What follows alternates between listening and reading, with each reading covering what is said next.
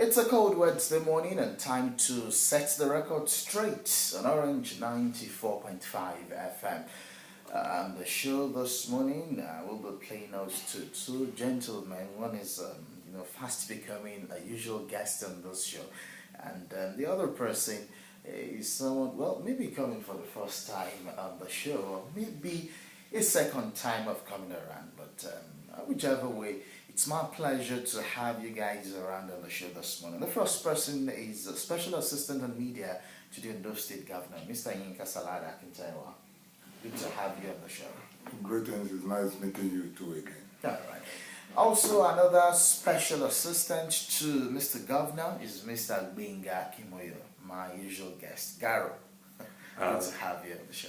Good morning. It's nice to see you again, and nice to be with our listeners all over the country. All right.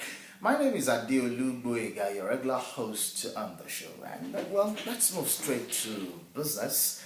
And let me just start off with GaRo. A major interest of the Mimiko-led government in Ondo State today is the food palliatives. How successful has the program been in all the places you visited?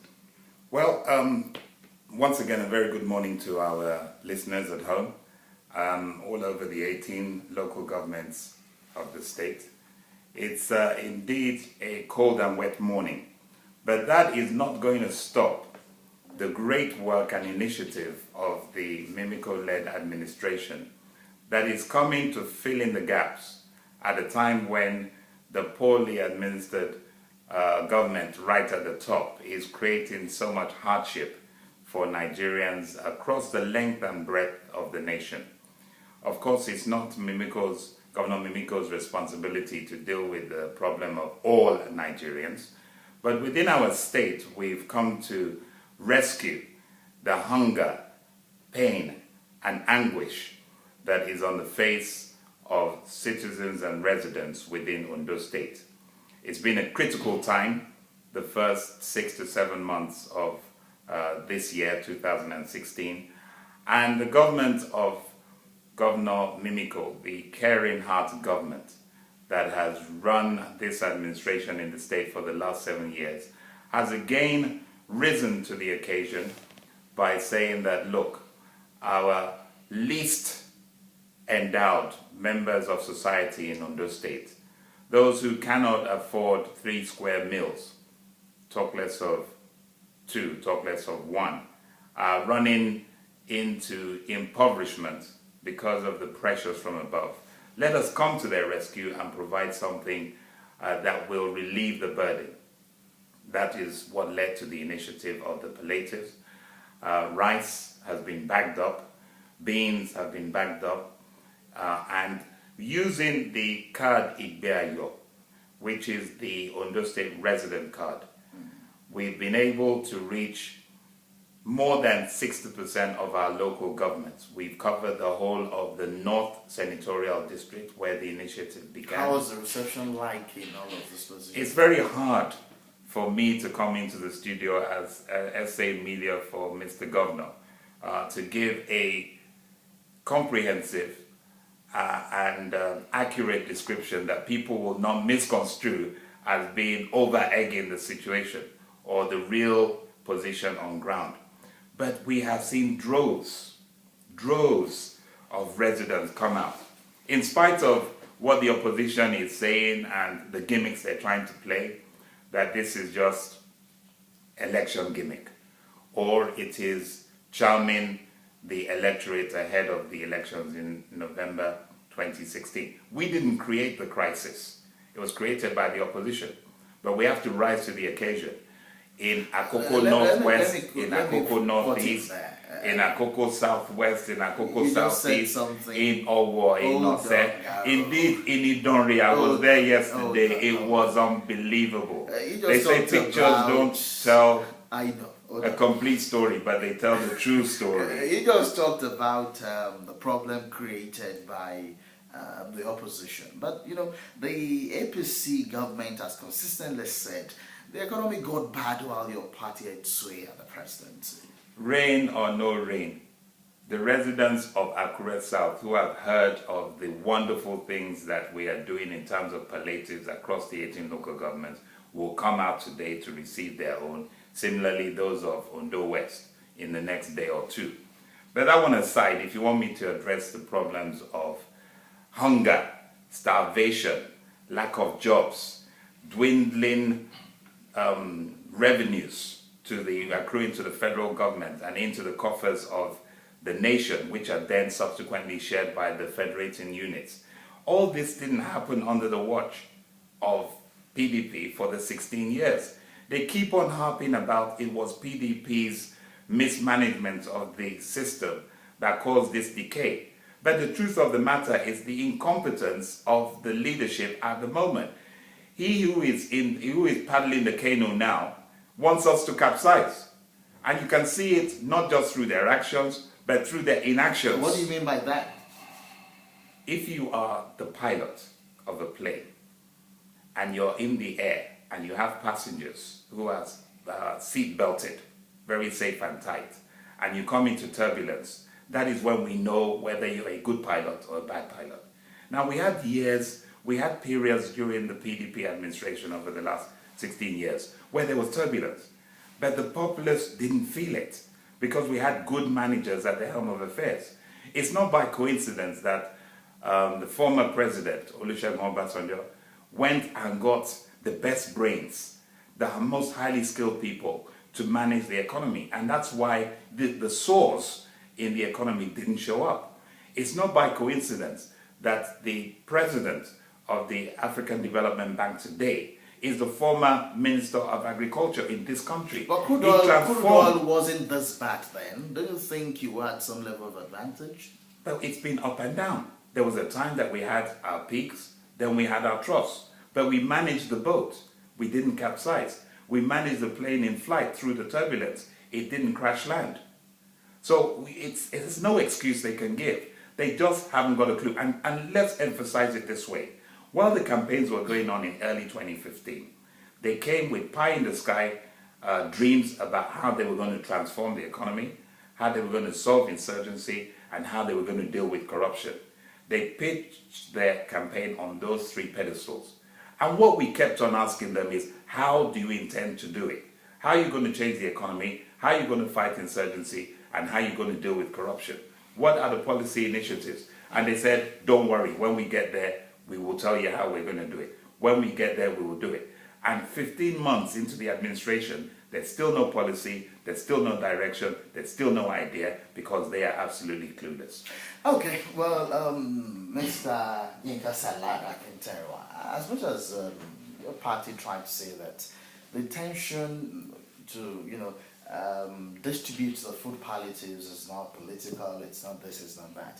The opposition camp feels it will put your party at some level of advantage no matter how much you try to convince the populace that the intention is not political. Don't you think this is true after all? Again, I want to say hi to those at home for starters. I think the reality behind this scenario is so simple. Whoever says it is political, good luck. Whoever says it is not, good luck. One thing is, the people who got these things are happy. The people who got these things cut across parties. We have not taken cognizance of party lines. We have not taken cognizance of identity cards of different parties. We have taken cognizance of a singular thing that is uniform, the residency card. This we call the card de Gboyega. One thing that I want to take, nobody will take out of this government, it is planfulness, looking ahead into the days and years to come. When this card de Gboyega thing came, it was as if it was a mother and child thing alone. It was as if you are not conscious of giving birth, what else? You don't need it. But again, we look. Well, today we can see that it has gone beyond the issue of giving birth, the mother and child scenario. It has gone into schools where database is a major concern for the government. We want to know what is happening in this. Thank God we now have this palliative. Thank God that the federal government has helped to make us see the goodies of the card de Gboyega again. through their planlessness. They have unsuccessfully made sure that nothing works. Or they have successfully made sure that nothing works any longer.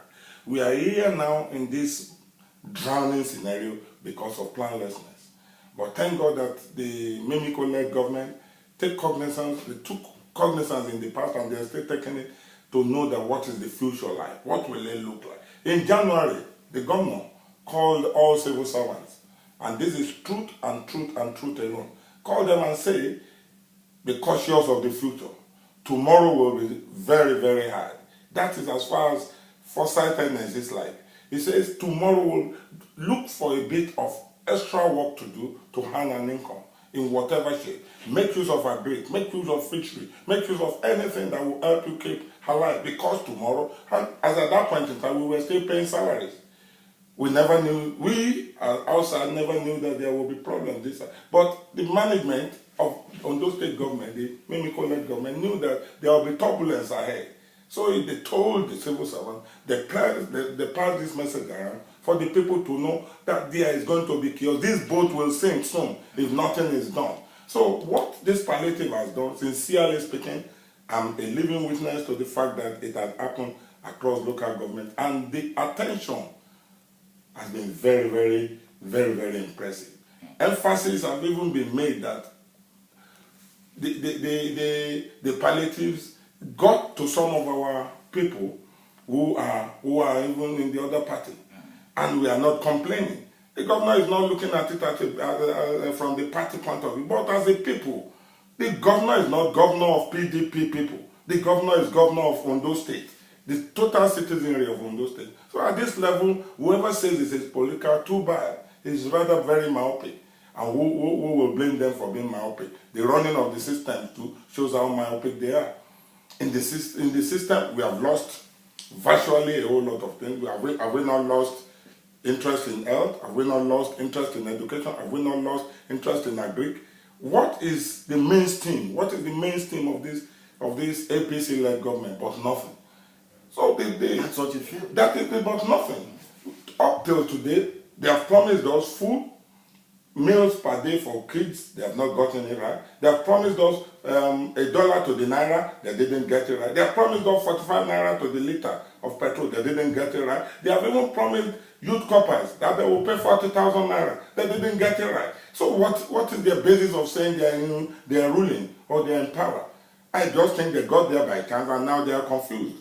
As a matter of fact, we won't bother about what is happening at the federal government level to not to see what we can do about our own people. That is what Mimiko is saying. Well, too bad you are running your own system wrong. We won't do that at this level.